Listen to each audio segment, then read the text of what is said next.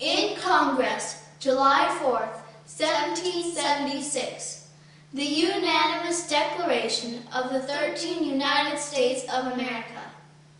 When in the course of human events, it becomes necessary for one people to dissolve the political bands which have connected them with another, and to assume among the powers of the earth the separate and equal station to which the laws of nature and of nature's God entitle them, a decent respect to the opinions of mankind requires that they should declare the causes which impel them to the separation. We hold these truths to be self-evident, that all men are created equal, that they are endowed by their Creator with certain unalienable rights, that among these are life, liberty, and the pursuit of happiness, that to secure these rights, governments are instituted among men, deriving their just powers from the consent of the governed, that whenever any form of government becomes destructive of these ends, it is the right of the people to alter or abolish it, and to institute new government, laying its foundation on such principles, and organizing its powers in such form as to them shall seem most likely to affect their safety and happiness.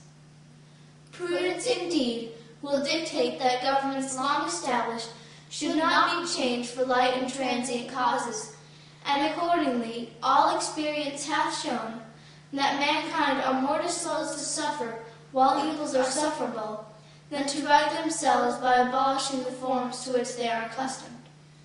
But when a long train of abuses and usurpations, pursuing invariably the same object, evinces a design to reduce them under absolute despotism, it is their right, it is their duty to throw off such government and to provide new guards for their future security.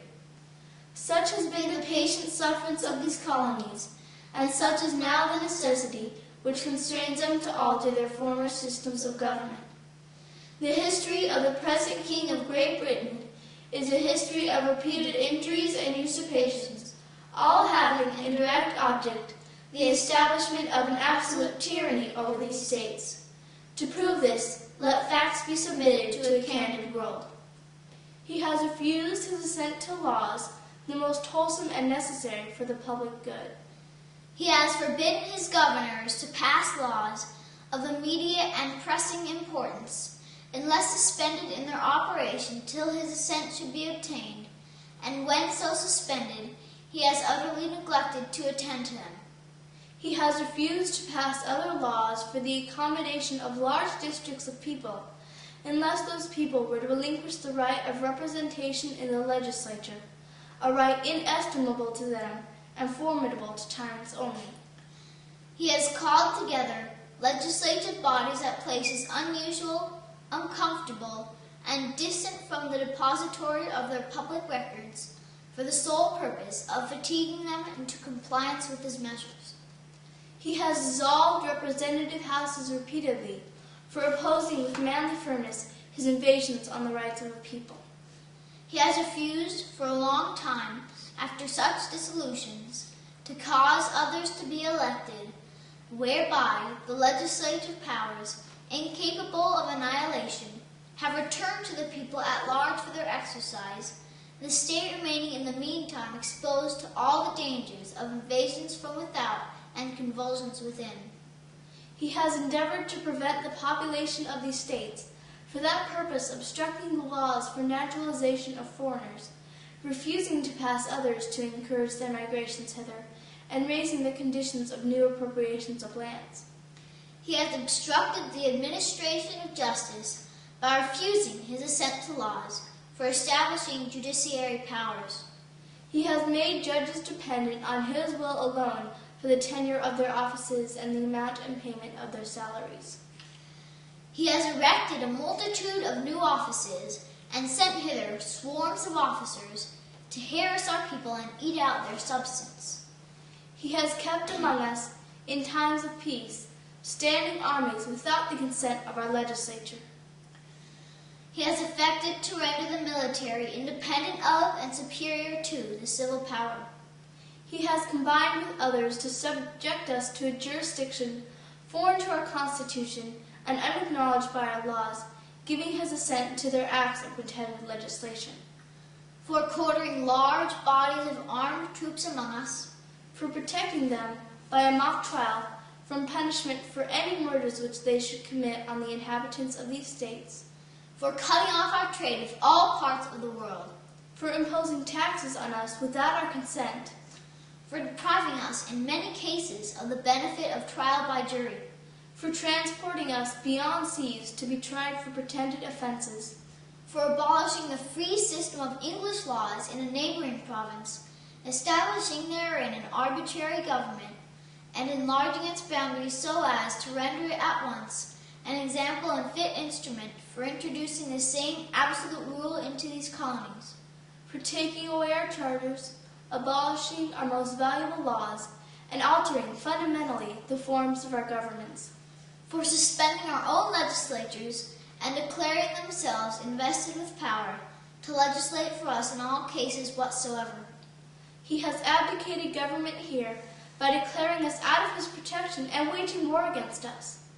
He has plundered our seas, ravaged our coasts, burned our towns, and destroyed the lives of our people.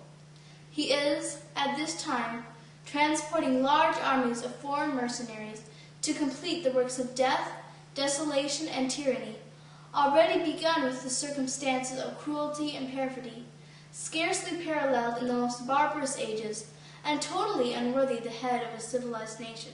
He has constrained our fellow citizens, taken captive on the high seas, to bear arms against their country, to become the executioners of their friends and brethren, or to fall themselves by their hands.